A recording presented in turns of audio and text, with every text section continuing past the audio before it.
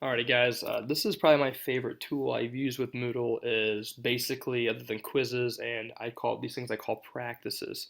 I don't call them quizzes, but they are technically quizzes in Moodle. So what I have here is I have this worksheet here that you can pass out. I don't want to collect it and grade it. I just want to practice with this, right? But I don't have time to pass out, collect, grade, put it in RenWeb every worksheet I want to practice on. So what I've done for the items in this that are multiple choice that are you know you can't ask higher level. It's hard to ask a higher level question here, but what you could do is I took all these questions here, and you make them into Moodle quizzes. So what I've done is I'll show you what I've done here in Moodle real quick. So if you go to it's called 7.1 practice, and I tell my students and parents very early on, if you see practice and you don't have a perfect score on it, that is on you because you can take it as many times as you want. But there are some things that you need to be aware of with this. So what I do is I first go to edit settings, and this is how you should practice using Moodle in my opinion. You make it worth not that many points depending on how you weight your stuff in your classroom. I like to keep things low points so I can gauge. Quizzes are normally worth this much. Worksheets are only worth this much, and that's why I love Moodle because you can have as many questions as you want and make them worth a certain amount of points. So you're not doing crazy type of math.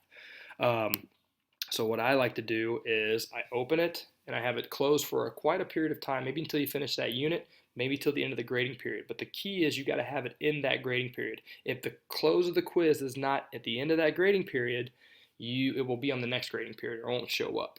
So you can either just do that whole unit, or what I typically do is just have a list of all the times of when the grading period ends, and then make that when it closes. Okay, but I keep it open for as long as I can because you're gonna have a kid going, "How can I bring up Billy's grade? Billy's grade's horrible." I'm like, "Well, you can redo all these quizzes, practices you've never done, and you don't have to grade it. You don't have to find the worksheet. You don't have to do any of that stuff. It's all on Moodle. That's what's powerful about that. That's why I like it." Um, for the grade, I put homework. It's under my homework grade, whatever. But then I just say highest grade. Okay, and I say unlimited. Um, and then I always have them shuffle everything. Okay. Well, normally I have them shuffle it, so you can have it shuffle randomly, and I always have one question on each page. And then the question behavior, don't worry about that. The review option, this is important. Okay, what I think you should do, in my opinion, you want them to see what they got. You want to see whether it's correct or not, but you don't want to give them the right answer. Okay, so you keep that here, here, and I never actually even show them the correct answer even after the quiz closes, because if they do it enough times, it's going to show them what they got right, what they got wrong, and all these things. Now, could a friend of theirs do it, get all the correct answers, do a Snapchat, a picture of all the questions and send it to that person? Yes, they could, but that probably is just as much work, if not, and they can also cheat on any worksheet you give them in your grade too.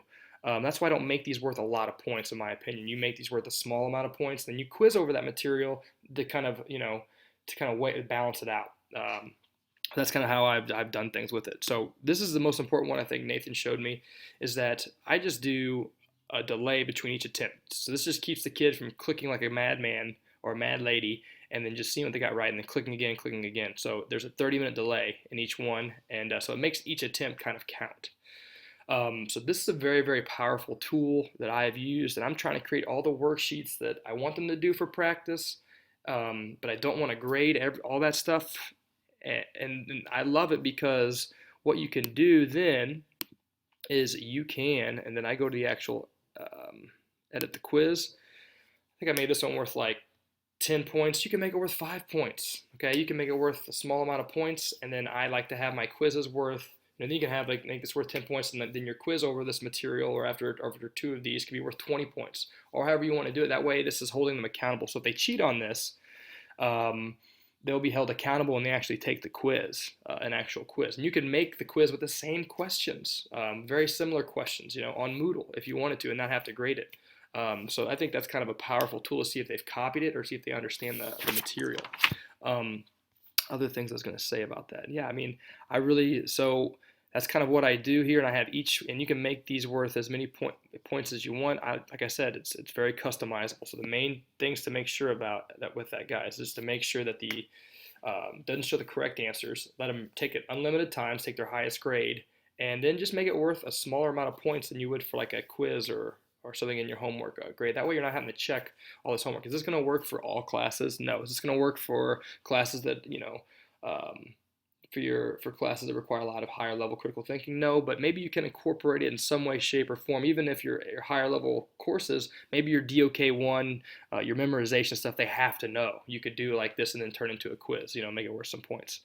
So I kind of hope that helped. I love using these as I'm trying to turn all my worksheets into practices.